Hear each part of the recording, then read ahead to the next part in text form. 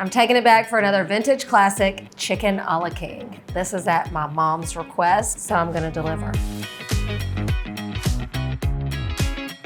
Chicken a la king is an easy, creamy, yet elegant chicken dish. I am, of course, going to make just a couple small upgrades. I'm gonna start with about half of a white onion and some red bell pepper. Now, in the old school OG version, it uses a jar of pimentos. I'm not a huge fan, and all a pimento is a pepper. This dish was not named after a king. The most popular theory is that it was named after the owner of a hotel in which the chef first prepared it. It does point to being named after someone with the last name of king versus an actual person in royalty. What is iconic in the dish, besides the pimento or pepper, are mushrooms. In our throwback recipe and in a lot of the vintage recipes, it calls for canned mushrooms. We're not gonna do that, okay. We are going to do baby portobellos. You could just do button mushrooms, but I think these have a little bit more flavor, a little bit of a meatier flavor, and we're just gonna slice them.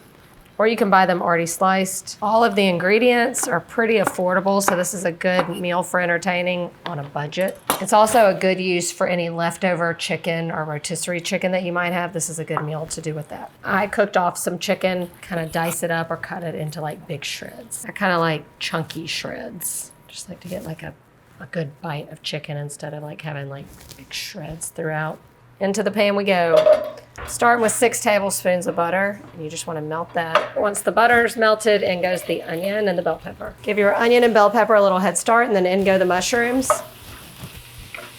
Once all your veggies are softened, then we're going in with some flour. We are creating a roux, thus our own cream sauce.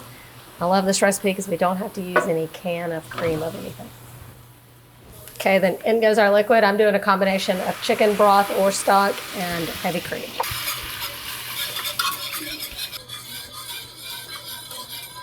Key ingredient in the vintage is some dry sherry. A good little splash of that.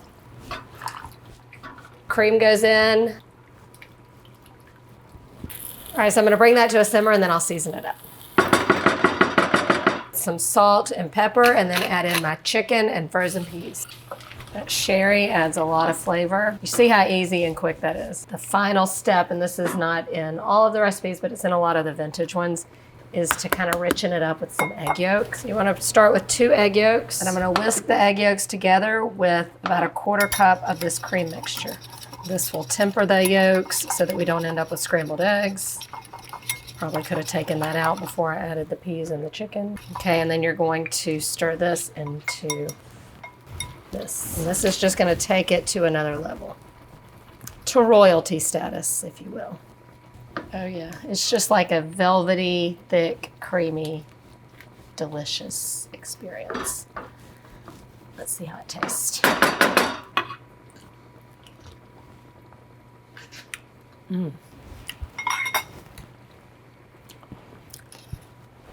My mom knows a good thing, y'all. This is ready. It just simmers for about 5 minutes, and we can dish it up. A vintage meal wouldn't be complete without some parsley. Who needs fancy scallops or foie gras when you can have chicken a la king?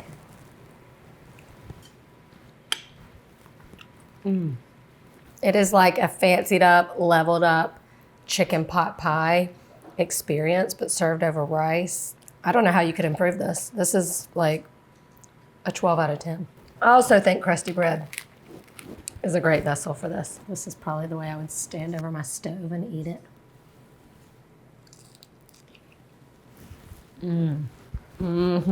It's making me feel fancy, and it's like making me feel like I lived back then, that I want to drink a vintage cocktail to go with it.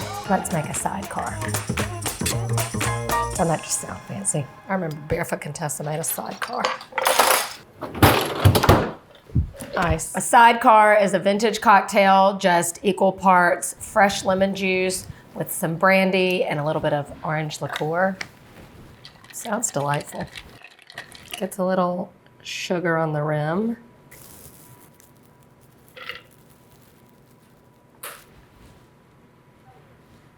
Voila. Cheers to a classic. We're celebrating the chicken a la king.